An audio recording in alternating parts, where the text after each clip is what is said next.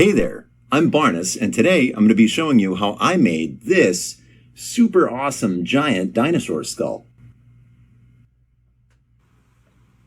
One of my hobbies is making dinosaur skulls, either by sculpting, 3D printing, casting, or piecing them together from real bones. For this big skull we'll be making, we're going to be using paper mache on a metal frame and topping it off with plain old plaster of Paris. And at the end, we'll have a detailed, big skull that you can use at events or parties or just for display at home. I've had the chance to dig up lots of real dinosaur skulls, starting back in my younger years, when one of my mentors was Jack Horner, the scientist behind Jurassic Park.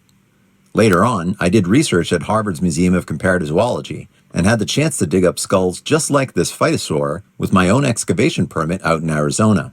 And here you can see that I've got a 3D printed, slightly smaller version of that same exact skull, and you can see how similar it looks to the real thing. But when you visit museums, the old favorites are always these giant predators like Tyrannosaurus rex. So that's the inspiration for our giant dino skull today. Here are the tools, materials, and other stuff that you'll need for this project. And of course, you could feel free to substitute and try new ideas or cheaper or free alternatives that you have lying around at home. For instance, I use sculpting metal armature wire like you might find at a craft store, but you could also use some old thick electrician's wire like this. And instead of using metal sculpture mesh, you could just use some old leftover screen from a window or a door. And for all that metal bending, you'll need tools like these cutters and pliers. So let's get started. First, let's make a plan.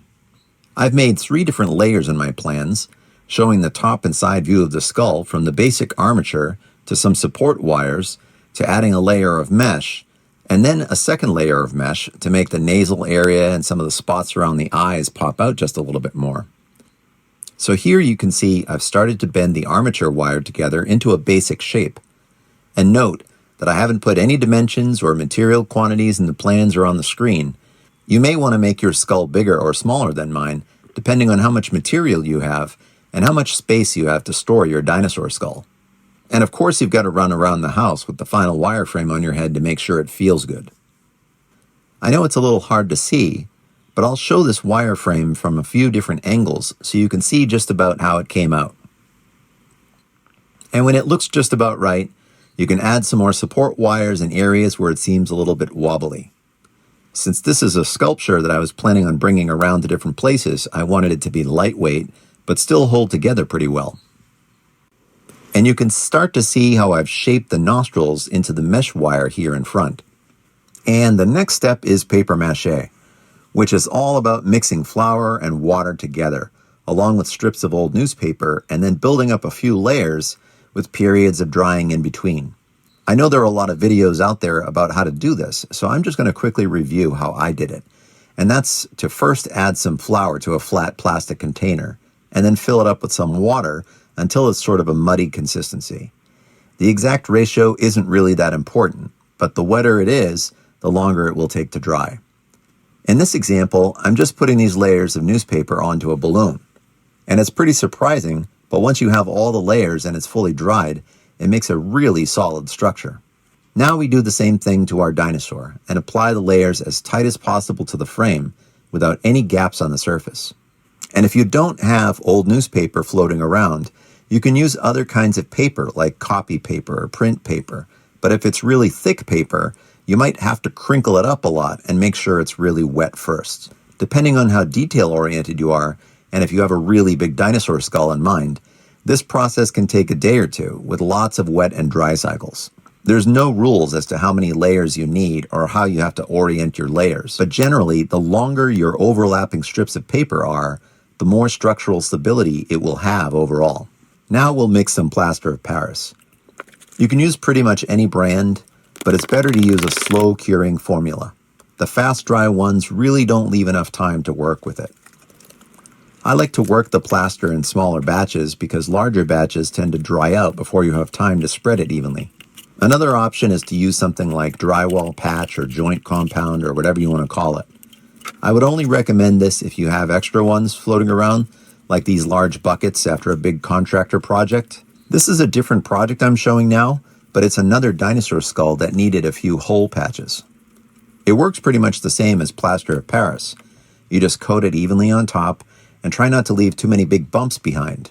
When this dries out, it will naturally make a rocky-looking surface, and you can choose to go back either with plaster or joint compound for as many layers as you want until you get the sort of surface finish you like. Now, after letting it thoroughly dry for a day, it was time to design and install some big teeth.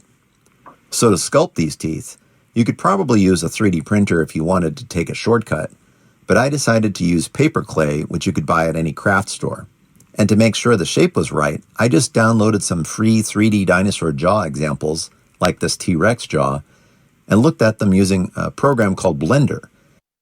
After initially testing out a few teeth on the upper jaw using super glue to test out how they looked, I decided that for the final installation, I'd need to use both super glue to hold them in place quickly and Gorilla Glue to make sure they'd have a strong bond.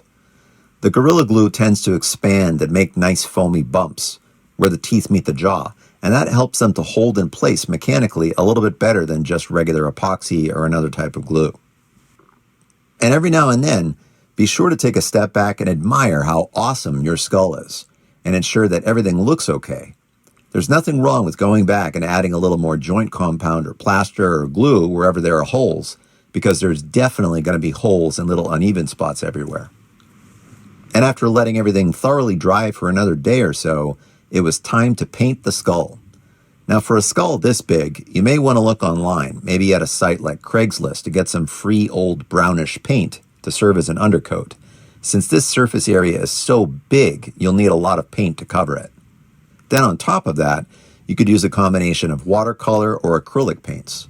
After the first darker layer is complete, I go back and add a lighter coating of paint on top so it will appear more like the texture of a rock. It's all that detailed painting work afterwards that will really help make it look sort of realistic.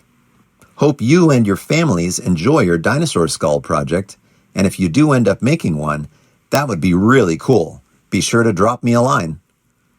Thanks for watching. Please be sure to like and subscribe.